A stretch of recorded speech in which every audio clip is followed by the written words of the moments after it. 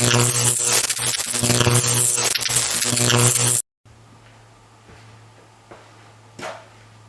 hello everybody. This is Tuesday morning and I'm back in the shop again. And this week's project is making one of these. It's a tool holder for the quick change tool holder on my lathe. Change tool post, if you want to say. And it is dimensioned 3 inches by 1 inch by 1.5 inches. And so we've got a block of metal that I'm now squaring up in the mill. One more side to do and we'll have the blank ready to start cutting for this.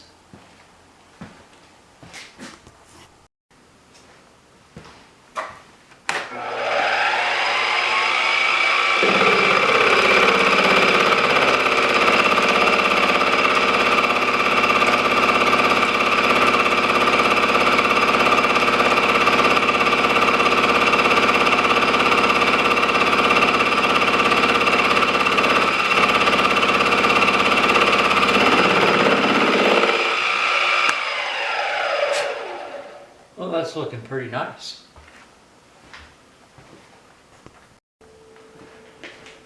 All right, our block is squared up. We've got it sitting up against the one that we're copying here. And actually my block is just a teensy bit longer. Doesn't matter. Even if I didn't visually center it, it wouldn't matter to anything. What we're going to do is mark right here. We'll put a little mark. And right where this line meets the block here, we're going to put another mark. If anything, those marks are inside, not outside these 2 lines. And we can take and draw a line on those. Just like that. And like that. Now these are just a rough reference for me. I'm going to pot mark these lines with a punch so I can see them even if they fade, and we're going to work to those 2 lines. And the first thing we're going to do is cut the notch out, the square or rectangular, whatever you want to say, notch out that is going to be the start of what we see here.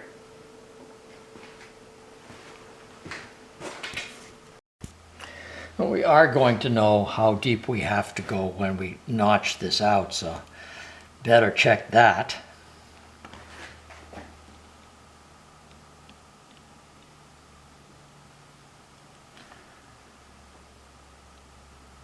Okay, 383. Check the other side.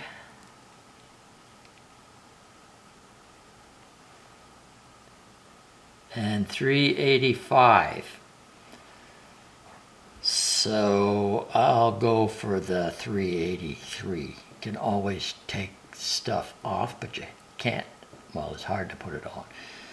So 383 deep is how deep we have to make it. And when you measure this, you should stay over to the side, not in the middle, because there, I don't know if you can see that, but there's definitely some relief in the middle. There's a, between here and about here, there's a drop. I don't know how much it is, but use the side.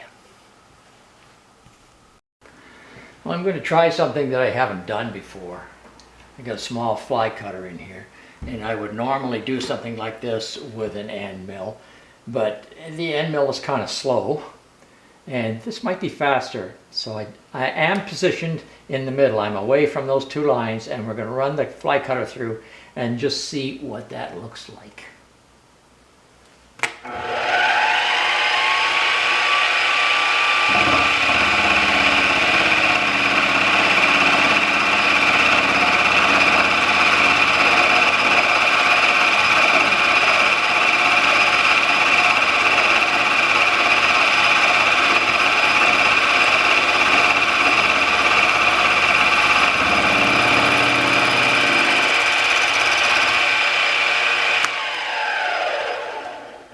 Well, it seems to be doing it, and I think it's going to be faster than multiple passes with an end mill. Still have to do multiple passes with the fly cutter, but I think it's going to be faster, so that's what I'm going to do. I'm going to go ahead and mill that slot out. When I burned that fly cutter tool out trying to go too fast, so I went back to a regular mill cutter. This is the same depth now as our sample that we're working from. And I can see our lines on both sides here. You see the pot marks on both sides. Not quite sure how much that is. It may be around 75 to 100 thou, just guessing. But we're going to try to open that up now until it's the same distance as the other one, our sample. So we just kept skimming a little bit off of each side until we got to the same width as our sample was. We're very close to the same width, and we're very close to the same depth, so it's time to get the other cutter out and do the dovetail. So on my first pass, I'm just going to take about 20 thou and just see how it feels and how it handles it. This is a homemade cutter.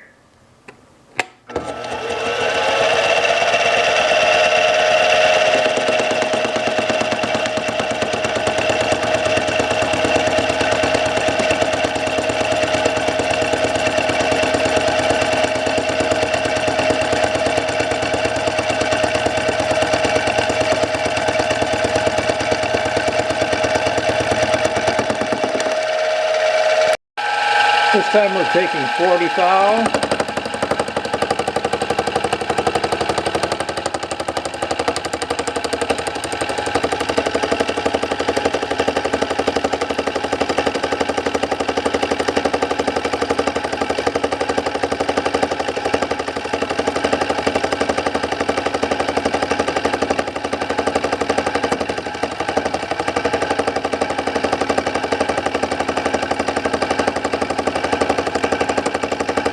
Be taking that 40 thou okay.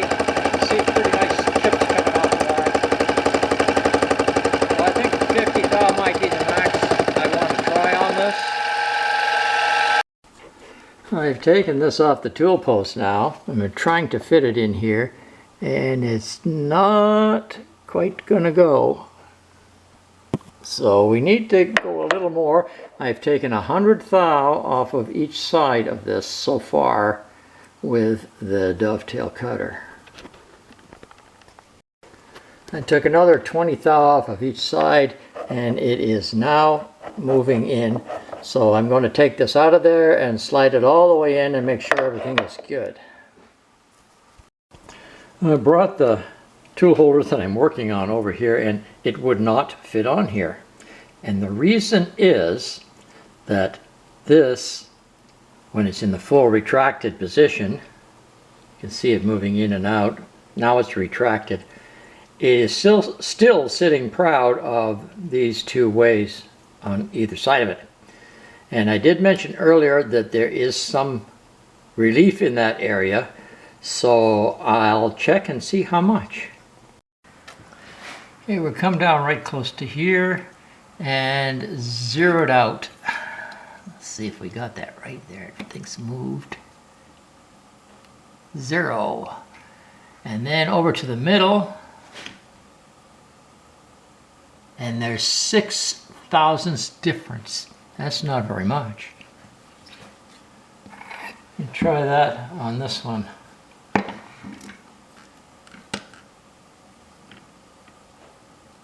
Zero that one out. And down here, 6 thou difference. That's all there is. So we're set up to take 6 thousandths off of this. Right down the middle.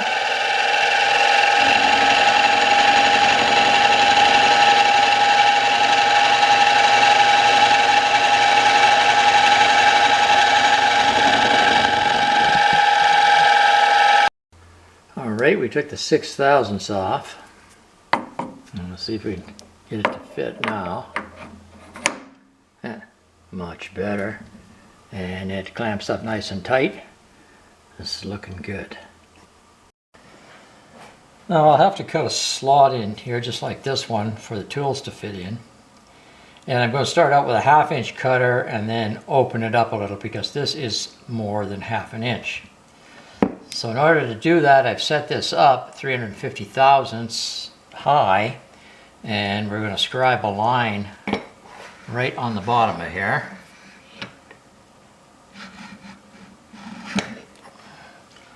I don't know if you can see that, but it is there.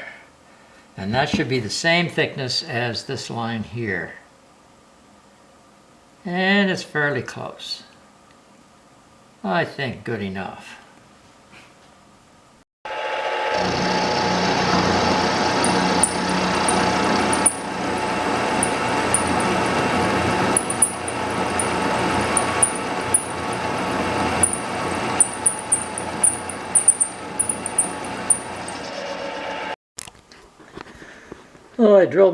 Well, I milled my slot, which was 1/2 inch, and then I moved the slot that direction another 100 thou, so there's lots of room for the 1/2 by 1/2 tool bits to fit in there. Now all we got to do is put the holes in the top and we're going to be finished. Now for the holes in top, the center hole, which actually is in the center, in X and in Y between these two surfaces right here, I used a 3/8 24 thread. You don't want to go all the way through, you want to stop. It is a blind hole. And if you use a finer thread like the 24 as opposed to 16 or 18, you're going to have a better chance of adjusting it correctly when it comes to putting your tool on center. Now don't forget, when you're putting the other 2 holes in here, and on the other side 2 holes over here as well, that's these holes right here and here and here and here. Don't forget you have to contend with the size of this, which is about 7/8 of an inch. So you're going to have to make sure that you come over far enough so that this is not in the way when you drop your Allen wrench into the hole. So no need to make videos of drilling holes. I'm sure you're quite familiar with that process. I do use the mill and a center in the chuck to make sure when I tap it that the tap goes straight at 90 degrees into this surface, so we don't break any taps. It's a good idea to use your mill to do that. Before I put any screws in this, I thought I'd show you what a terrific job this belt sander does. I bought it as a knife grinder, but I use it for everything. If you can see on the end here, see the tool marks on the end? It'll take those out and it will really shine up that end.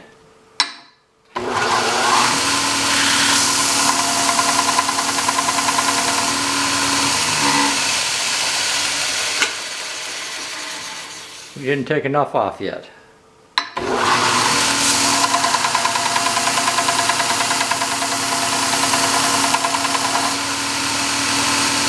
Almost got it.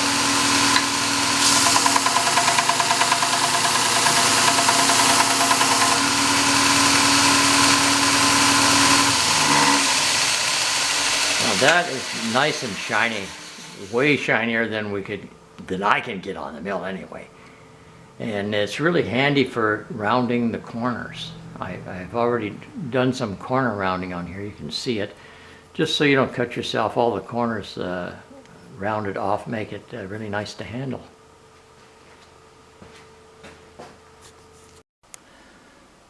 So here's the finished part. Looks okay. I made this little knurled wheel. I started out with a 1-inch round stock and turned it down to 7/8, and then I put a knurl on it and drilled and tapped the center of the bar for the 3/8 24 thread that it needed to screw on here. And I happen to have a nut that fit. It's not the same size as the nuts that are on my other tools, but I can live with that until I either find or make another nut that's the same for this post.